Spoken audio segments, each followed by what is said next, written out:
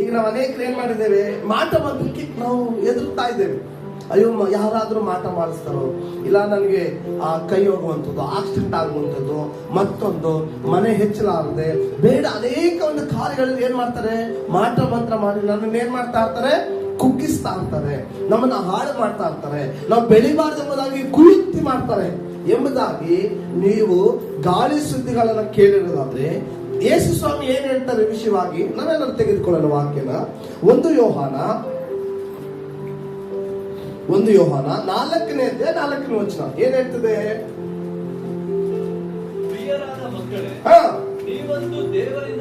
ನೀವಂತೂ ದೇವರಿಂದ ಹುಟ್ಟಿದವರಾಗಿದ್ದೀರಾ. ಹಲ್ಲೆಲೂಯಾ. ಪ್ರಿಯರಾದ ಮಕ್ಕಳೇ, ನೀವು ಯಾರಿಂದ ಹುಟ್ಟಿದವರು? ಜೋರಾಗಿ ಯಾರಿಂದ ಹುಟ್ಟಿದವರು? ದೇವರಿಂದ.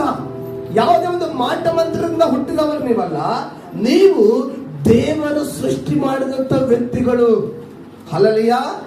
ದೇವರಿಂದ ಹುಟ್ಟಿದವರಂದ್ರೆ ದೇವರ ಕುಟುಂಬಸ್ಥರು ಅನ್ಕೊಳ್ರಿ, ದೇವರ ಮಕ್ಕಳು ಅನ್ಕೊಳ್ರಿ ಅಲ್ವಾ. ದೇವರಿಂದ ಹುಟ್ಟಿದವರಾದ್ರೆ ಏನರ್ಥ? ದೇವರ ಮಕ್ಕಳು ಆಗ್ತಾರೆ, ದೇವರ ಮನೆಯಲ್ಲಿ ಆಗ್ತಾರೆ, ದೇವರಿಗೆ ಸಂಬಂಧ ಪಡ್ತಾರೆ. ಹೌದಲ್ವಾ? ನಿಜ ಅಲ್ವಾ? ಇವತ್ತು ನೋಡ್ರಿ, ಮುಂದುವರೆದ ಭಾಗದಲ್ಲಿ ಹೋದ್ರಿ ಅದನ್ನ, ಮತ್ತು ಲೋಕದಲ್ಲಿ ಇರುವವನಿಗಿಂತ ನಿಮ್ಮಲ್ಲಿರುವಾತನು ಹೆಚ್ಚಿನವನಾಗಿರುವುದರಿಂದ ನೀವು ಆ ಸುಳ್ಳು ಪ್ರವಾದಿಗಳನ್ನ ಜಯಿಸಿದ್ದೀರಿ. ಯಾರು ಜಯಿಸಿದ್ದೀರಿ? ಸುಳ್ಳು ಪ್ರವಾದಿ ಅಂದ್ರೆ ಏನು? ಸುಳ್ಳು ಹೇಳೋದು, ಸುಳ್ಳನ್ನ ಮಾಡುವಂಥದ್ದು, ಬೇಡವಾದ ಮಾಡುವಂಥದ್ದು. ಇವೆಲ್ಲದಕ್ಕಿಂತ ನಿಮ್ಮೊಳಗಡೆ ಇರುವಂತ ದೇವರು ಹೆಚ್ಚಿನವನಾಗಿದ್ದಾನೆ. ಹಲ್ಲೆಲೂಯಾ. ಈಗ ನೀವು ಕಂಪೇರ್ ಮಾಡ್ರಿ. ಈಗ ನಾನು ಯಾವುದಕ್ಕೆ ಭಯ ಪಡ್ತಾ ಇದ್ದೀನಿ? ಯಾವ್ದಕ್ಕೆ ಭಯ ಪಡ್ತಾ ಇದ್ದೀನಿ?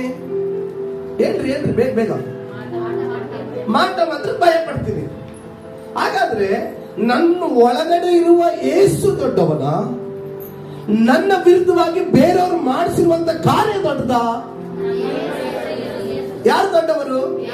ನೀವು ಯಾರನ್ನ ದೊಡ್ಡವರಾಗಿ ನೋಡ್ತಾ ಇದ್ದೀರಾ? ನಿಜಾನ ಹೇಳಿ, ಒಪ್ಕೊಳ್ಳಿ. ಯಾರನ್ನ ನಾವು ದೊಡ್ಡದಾಗಿ ನೋಡ್ತಾ ಇದೀವಿ? ಫಸ್ಟ್ ಅವ್ರು ಹಂಗ್ ಮಾಡಿದ್ರು, ಅದಕ್ಕೆ ನನ್ನ ಗಂಡನಿಗೆ ಏನಾಯ್ತು, ಕೈ ಮುರಿತು. ಫಸ್ಟ್ ಇವ್ರು ಹಿಂಗ್ ಮಾಡಿದ್ರು, ಅದಕ್ಕೆ ನನ್ನ ತಲೆ ಸುತ್ತಿ ತಿರುಗಿ ಬಿದ್ದೋಗ್ಬಿಟ್ಟೆ. ಅಂದ್ರೆ ಒಂದನ್ನ ಅರ್ಥ ಮಾಡ್ಕೊಂಡು, ನಿಮ್ಮಲ್ಲಿ ಯೇಸು ಕ್ರಿಸ್ತನ್ ಇಲ್ಲ ಅಂತ ಆಯ್ತು, ನೀವು ದೇವರ ಮಕ್ಕಳಲ್ಲ ಅಂತ ಆಯ್ತು. ಇಲ್ಲಿ ದೇವರ ವಾಕ್ಯ ಏನ್ ಹೇಳ್ತದೆ? ನೀವು ಲೋಕದವರಲ್ಲ, ನೀವು ಪ್ರಿಯರಾದ ಮಕ್ಕಳೇ, ನೀವಂತೂ ದೇವರಿಂದ ಹುಟ್ಟಿದ ಮಕ್ಕಳು. ದೇವರು ನಮ್ಮನ್ನ ಸೃಷ್ಟಿ ಮಾಡಿದ್ದು, ದೇವರು ನಮ್ಮ ಜೊತೆಲಿರುವಂತದ್ದು. ಹಲ್ಲೆಲೂಯಾ. ಯಾರೋ ಮಾಡಿಸಿದ್ರು, ಯಾರೋ ಏನೋ ಹೇಳಿದ್ರು, ಯಾರೋ ಯಾವುದೋ ಒಂದು ಕೋ ಇನ್ಸಿಡೆಂಟ್ ಅಲ್ಲಿ ಏನೇನೋ ನಡೀತದೆ ಎಂಬುದಾಗಿ ನಾವು ಹೇಳೋದು ಎಲ್ಲವನ್ನೂ ಅದಕ್ಕೆ ತಾಳೆ ಆಗ್ತಾ ಇರ್ತೀವಿ. ಲೋಕದಲ್ಲಿ ಇರುವವರಿಗಿಂತ ನಿನ್ನೊಳಗಡೆ ಇರುವ ಆತನ ಹೆಚ್ಚಿನವನು ಹೊರತು ಲೋಕದವನಲ್ಲ, ಲೋಕದ ಕಾರ್ಯಗಳಲ್ಲ, ಲೋಕದ ಮಾಟ ಮಂತ್ರ ಅಲ್ಲ, ನಿನ್ನ ವಿರುದ್ಧವಾಗಿ ಕಳಿಸಿದಂತ ಒಂದು ಮಾಟ ಮಂತ್ರ ಅಲ್ಲ ದೊಡ್ಡದು. ನಿನ್ನ ವಿಷಯದಲ್ಲಿ ದೇವರು ದೊಡ್ಡವನಾಗಿರಬೇಕು. ಯಾವುದೇ ಒಂದು ಪರಿಸ್ಥಿತಿಯಲ್ಲಿ ಇದ್ರೆ ಸರಿ, ನನ್ನ ದೇವರ ಅದನ್ನ ಜಯಿಸ್ತಾನೆ ಎಂಬುದಾಗಿ ದೃಢವಾದ ನಂಬಿಕೆ ನಿನಗಿರಬೇಕಾಗಿದೆ. ಹಲ್ಲೆಲೂಯಾ. ಅವರು ನಿಜವಾದ ದೇವರ ಮಕ್ಕಳು. ಹಲ್ಲೆಲೂಯಾ. ಕೆಲವು ನೋಡ್ರೆ ಮೊಟ್ಟೆ ನೋಡಿದ್ರೆ ಆಗಲ್ಲ, ಕೆಲವ್ರಿಗೆ ನಿಂಬೆಹಣ್ಣು ನೋಡಿದ್ರೆ ಆಗಲ್ಲ. ನಿಜ. ರಸ್ತೆಲಿ ನಿಂಬೆಹಣ್ಣು ಕೂತ್ ಬಿಸಾಕ್ಬಿಡಿ, ಒಂದ್ ಮೊಟ್ಟೆ ಹೊಡೆದ್ರೆ ಹಿಂಗ್ ಹೋಗ್ತೀನಿ ಕಂಡ್ರೆ ಭಯ.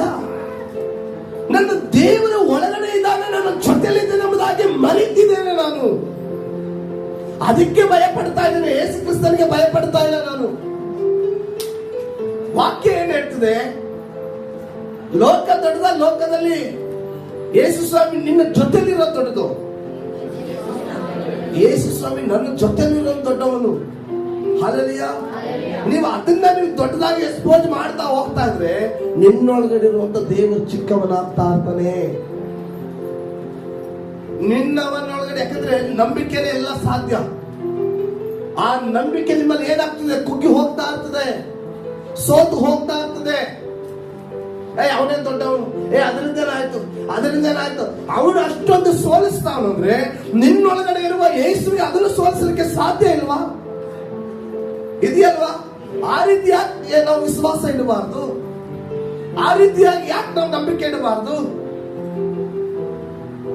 ಹಲ್ಲೆಲೂಯಾ. ಎಷ್ಟು ಜನರಿಗೆ ಅರ್ಥ ಆಗ್ತಾ ಇದೆ? ಅರ್ಥ ಆಗ್ತಿದ್ಯಾ? ಮಾಟ ಮಂತ್ರ ಇದೆಯಾ ಇಲ್ವಾ?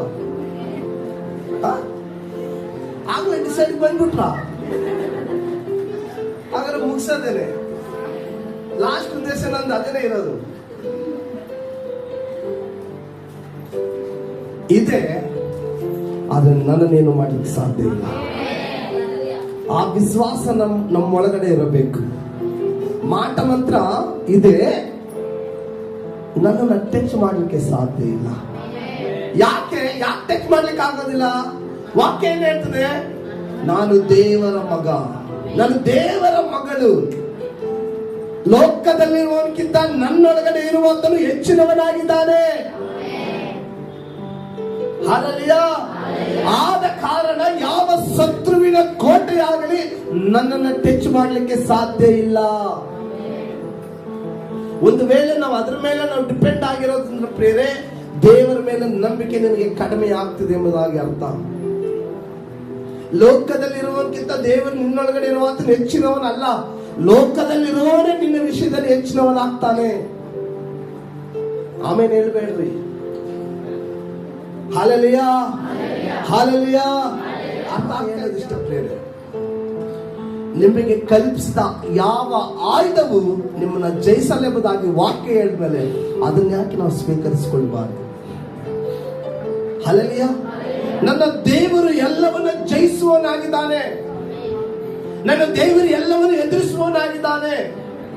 ಇವತ್ತು ನಿನ್ನ ವಿರುದ್ಧವಾಗಿ ಎಷ್ಟೇ ಬಾಣಗಳು ಬಿಡಬಹುದು, ಎಷ್ಟೇ ಮಾಟ ಮಂತ್ರಗಳನ್ನು ಮಾಡಿಸಬಹುದು, ಎಂಥದೇ ಹಾನಿ ಆಗಲಿ, ಕೈ ಹೋಗ್ಲಿ, ಕಾಲು ಹೋಗ್ಲಿ, ತಲೆ ಹೋಗ್ಲಿ, ಮನೆ ಹೋಗ್ಲಿ, ಕೆಲಸ ಹೋಗ್ಲಿ ಎಂಬುದಾಗಿ ಅನೇಕ ಆಯುಧಗಳನ್ನು ಉಪಯೋಗಿಸಿದ್ರು ಕಡೆಯದಾಗಿ ಗೆಲ್ಲುವಂಥದ್ದು ನೀನು ಮತ್ತೆ ನಿನ್ನ ದೇವರು ಮಾತ್ರವಾಗಿದೆ.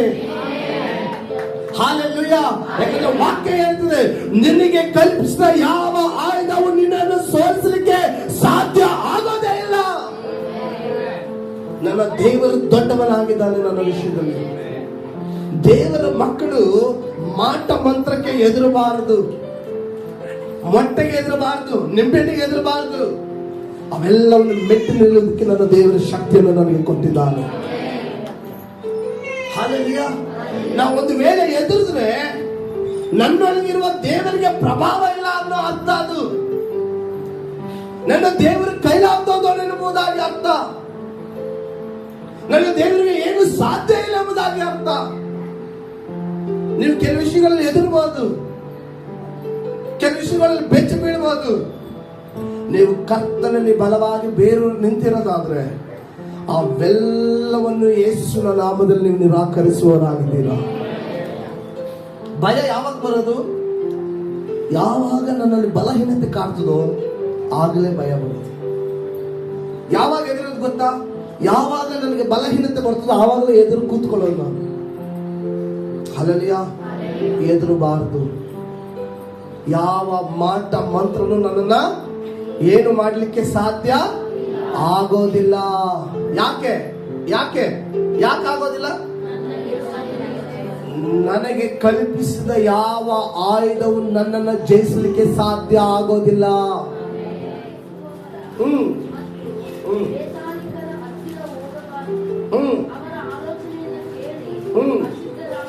ಅಶುದ್ಧರಾಗಬಾರದು.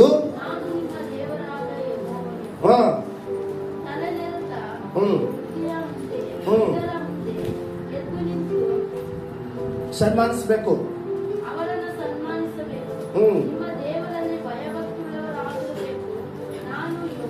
ಹಲ್ಲೆಲೂಯಾ. ಏನಂತೆ? ಸತ್ತವರ ವಿಚಾರಿಸುವವರ ಮತ್ತು ಬೇತಾಲಿಕರ ಹತ್ತಿರ ಹೋಗಬಾರದು, ಅವರ ಆಲೋಚನೆಗಳನ್ನು ಕೇಳಿ ಅಶುದ್ಧರಾಗಬಾರದು. ಕಣಿ ಕೇಳೋ ಏನಾಗ್ತಾರಂತೆ? ಅಶುದ್ಧರಾಗ್ತಾರಂತೆ. ಅವರ ಆಲೋಚನೆಗಳನ್ನು ಕೂಡ ನಾವು ತೆಗೆದುಕೊಳ್ಳಬಾರದು, ಅವರ ಆಲೋಚನೆಗಳನ್ನು ಕೂಡ ನಾವು ಕೇಳಬಾರದು. ಹೊಸ ಒಡಂಬಡಿಕೆಯಲ್ಲಿ ಏನ್ ಹೇಳ್ತದೆ ದೇವರ ವಾಕ್ಯ? ಆ ಮಾಟ ಮಂತ್ರದ ಕುರಿತಾಗಿ ಅಪೊಸ್ತಲರ ಕೃತ್ಯಗಳು 19:19. ಇದಲ್ಲದೆ ಮಾಟ ಮಂತ್ರಗಳನ್ನು ಕಲಿಸುವುದರಲ್ಲಿ ಅನೇಕರು ತಮ್ಮ ಪುಸ್ತಕಗಳನ್ನು ತಂದು ಕೂಡಿಸಿ ಎಲ್ಲರ ಮುಂದೆ ಸುಟ್ಟುಬಿಟ್ಟರು. ಹಲ್ಲೆಲೂಯಾ. ಇದು ಅಪೊಸ್ತಲರ ಕೃತ್ಯಗಳು ಹೇಳ್ತಾ ಇರುವಂತದ್ದು. ಅಪೊಸ್ತಲರು ಕೆಲವರು ಏನಾಗ್ತಿದ್ರಂತೆ, ಮಾಟ ಮಂತ್ರ ಹೇಳ್ತಾ ಇದ್ರಂತೆ. ಹಲ್ಲೆಲೂಯಾ. ಏನ್ ಹೇಳ್ತಾ ಇದ್ರಂತೆ? ಮಾಟ ಮಂತ್ರ ಹೇಳ್ತಾ ಇದ್ರಂತೆ. ಯಾವಾಗ ಅವ್ರು ಮಾಡ್ತಿರೋದು ತಪ್ಪೆಂಬುದಾಗಿ ಅರಿವಾಯ್ತು, ಯಾವಾಗ ಅವ್ರು ಹೇಳ್ತಾ ಇರೋದು ಸುಳ್ಳೆಂಬುದಾಗಿ ಗೊತ್ತಾಯ್ತು, ಅಲ್ಲಿ ವಾಕ್ಯ ಹೇಳ್ತಿದ್ದು ಪರಿವರ್ತನೆಯಾಗಿ ಅವರು ಯಾವ್ದು ಜಾತಕ ಪುಸ್ತಕಗಳು ಹೇಳ್ತದಲ್ಲ ಅದನ್ನೆಲ್ಲ ತೆಗೆದುಕೊಂಡ್ಬಂದು ಬೆಂಕಿಗೆ ಹಾಕಿ ಅವ್ರನ್ನ ಅವರು ಕರ್ತರಿಗೆ ಒಪ್ಪಿಸ್ಕೊಟ್ರಂತೆ. ಇದು ನಿಜವಾದ ಪರಿವರ್ತನೆ. ಹಲ್ಲೆಲೂಯಾ. ಅಲ್ಲಿ ನೋಡ್ರಿ ಎಷ್ಟು ಚೆನ್ನಾಗಿ ಹೇಳ್ತದ ವಾಕ್ಯ. ಹೋದ್ರಿ ಅದನ್ನ ಎಲ್ಲರ ಮುಂದೆ ಸುಟ್ಟು ಬಿಟ್ರು. ಅವುಗಳ ಕ್ರಮವನ್ನು ಲೆಕ್ಕ ಮಾಡಿ 50,000 ಬೆಳ್ಳಿ ನಾಣ್ಯವಾಯಿತೆಂದು ತಿಳಿದುಕೊಂಡರು. ಅಷ್ಟೊಂದು ಬುಕ್ಗಳನ್ನ ಅವರು ಕಣಿ ಹೇಳ್ತಿದ್ರಲ್ಲ, ಶಾಸ್ತ್ರ ಸಂಪ್ರದಾಯ ಹೇಳ್ತಿದ್ರಲ್ಲ ಬುಕ್ಗಳು, ಅವೆಲ್ಲ ತಗೊಂಡ್ಬಂದು ಸುಟ್ಟು ಹಾಕಿದ್ರಂತೆ. ಗಲಾತ್ಯ 5:19 ಹೋದ್ರಿ. ಪ್ರಸಿದ್ಧವಾಗಿಯೇ ಅವೇ. ಶರೀರ ಭಾವದ ಕರ್ಮಗಳು ಯಾವ ರೀತಿಯಾಗಿದೆ? ಎಲ್ಲ ಪ್ರಸಿದ್ಧವಾಗಿಯೇ ಇದೆ. ಯಾರು ಬೇಕಾದ್ರೂ ಮಾಡ್ಬೋದು ಅದನ್ನ, ಯಾರು ಬೇಕಾದ್ರೂ ಅದನ್ನ ಯಾರು ಬೇಕಾದ್ರೂ ಮಾಡಿಸ್ಬೋದು. ಜಾರತ್ವ, ಬಂಡತನ, ನಾಚಿಕೆಗೇಡಿತನ, ವಿಗ್ರಹಾರಾಧನೆ, ಮಾಟ. ಅದ್ರ ನೋಡಿ, ಮಾಟ ಅಂದ್ರೆ ಇವೆಲ್ಲ ಕ್ಯಾಟಗರಿಗೆ ಅದು ಕೂಡ ಸೇರಿರುವಂತದ್ದೇ. ಯಾವುದು? ಜಾರತ್ವಕ್ಕೂ ಮಾಟ ಮಂತ್ರ ಸಮವಾಗಿದೆ, ಬಂಡತನಕ್ಕೂ ಸಮವಾಗಿದೆ, ನಾಚಿಕೆಗೇಡಿನ ಕಾರ್ಯಕ್ಕೂ ಸಮವಾಗಿದೆ, ವಿಗ್ರಹಾರಾಧನೆಗೂ ಕೂಡ ಸಮವಾಗಿದೆ, ಹಗೆತನಕ್ಕೂ ಸಮವಾಗಿದೆ, ಜಗಳ ಹೊಟ್ಟೆ ಕಿಚ್ಚಿಗೂ ಕೂಡ ಸಮವಾಗಿದೆ ಮಾಟ ಮಂತ್ರ. ಸಿಟ್ಟಿಗೂ ಕೂಡ. Hallelujah, hallelujah. ಇವೆಲ್ಲ ಒಂದೇ ಕ್ಯಾಟಗಿರಿ. ಇನ್ನೇನು ಸಿಟ್ಟಾದ್ರೆ ಮಾಟನೇ ಮಾಡಿಸೋದು ಅವ್ರನ್ನ, ಅಲ್ವಾ? ಸಿಟ್ಟು ಬಂದ್ರೆ ಏನ್ ಮಾಡೋದು? ಒಬ್ರು ಆಗಲ್ಲ ಅಂದ್ರೆ ಈಗೇನ್ ವಿಶ್ವಾಸಿಗಳು ಸುಮ್ಮನಿದ್ದೀವಿ ಬೈಕೊಂಡು ಬೈಕೊಂಡು. ವಿಶ್ವಾಸಿ ಅಲ್ಲ ಆಗಿದ್ರೆ ಒಂದ್ ಮಂತ್ರ ನಡೆದೇ ಬಿಡ್ಲಿ ಅಂತಿದ್ವಿ, ಅಲ್ವಾ? ನಿಜನ ಸುಳ್ಳು? ನಿಜ. ಸುಮ್ಮನೆ ನೋಡಿದಾಗ ಬೈಕೊಂಡು ಓಡಾಡ್ತೀವಿ ಸುಮ್ಮನೆ ಅಷ್ಟೇ. ಅದು ಮಾಟ ಮಂತ್ರಕ್ಕೆ ಸಮ. ಸಿಟ್ಟಾಗಿದ್ಯಾ ಅವ್ರ ಮೇಲೆ, ಅದು ಮಾಟ ಮಂತ್ರಕ್ಕೆ ಸಮ. ಇನ್ನೊಬ್ಬರ ಮೇಲೆ ಹೊಟ್ಟೆ ಕಿಚ್ಚು ಪಡ್ತಾ ಇದೆಯಾ? ಹೊಟ್ಟೆ ಕಿಚ್ಚಿಂದನೇ ಮಾಡೋದಂಗೆ, ಅಲ್ವಾ? ಹೊಟ್ಟೆ ಕಿಚ್ಚಿಂದನೇ ಏನು? ಹೊಟ್ಟೆ ಕಿಚ್ಚಿಂದನೇ ಅಲ್ಲಿಗೆ ಹೋಗೋದು, ಅಲ್ಲಿಂದ ಹೋಗಿ ಅಲ್ಲಿಗೆ ಹೋಗೋದು. ಖಂಡಿತವಾಗಿಯೂ ನನ್ನ ನಂಬಿಕೆ ನನ್ನ ದೇವರ ಮೇಲೆ, ನನ್ನ ನಂಬಿಕೆ ನನ್ನ ಯೇಸು ಕ್ರಿಸ್ತನ ಮೇಲೆ. ಹಾಲಲ್ಲಿ ವಾಕ್ಯ ಏನ್ ಹೇಳ್ತದೆ? ನಿಮಗೆ ಕಲ್ಪಿಸ ಯಾವ ಆಯುಧ ನಿಮ್ಮನ್ನು ಜಯಿಸಲಿಕ್ಕೆ ಸಾಧ್ಯ ಆಗುವುದಿಲ್ಲ. ನನ್ನ ದೇವರನ್ನು ದೊಡ್ಡದಾಗಿ ನೋಡೋಣ. ಆಮೇಲೆ ನನ್ನ ವಿರುದ್ಧವಾದ ಕಾರ್ಯಗಳೆಲ್ಲ ಚಿಕ್ಕದಾಗಿ ನೋಡೋಣ. ಮಾಟ ಮಂತ್ರ ಎಂಬುದು ಅದೊಂದು ಅಸ್ತ್ರ ಅಷ್ಟೇ. ಈಗ ಶೋಧನೆ ಹೆಂಗ್ ಬರ್ತದೆ? ಶೋಧನೆ ಹೆಂಗ್ ಬರ್ತದೆ ಹಂಗೆ. ಜ್ವರ ಹೆಂಗ್ ಬರ್ತದೆ ಹಂಗೆ. ಹಲ್ಲೆಲೂಯಾ. ಏನಾದ್ರೂ ಲೋಭ ಹೆಂಗ್ ಬರ್ತದೆ ಹಂಗೆ.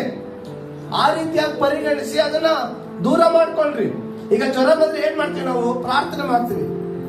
ವಾಸಿ ಆದ್ಮೇಲೆ ಸಾಕ್ಷಿ ಹೇಳ್ತೀವಿ. ಮಾಟ ಮಂತ್ರ ನೀವು ಹೋಗ್ಲಾಡ್ಸ್ಲಿಕ್ಕೆ ಸಾಧ್ಯ ಆಗೋದಿಲ್ಲ.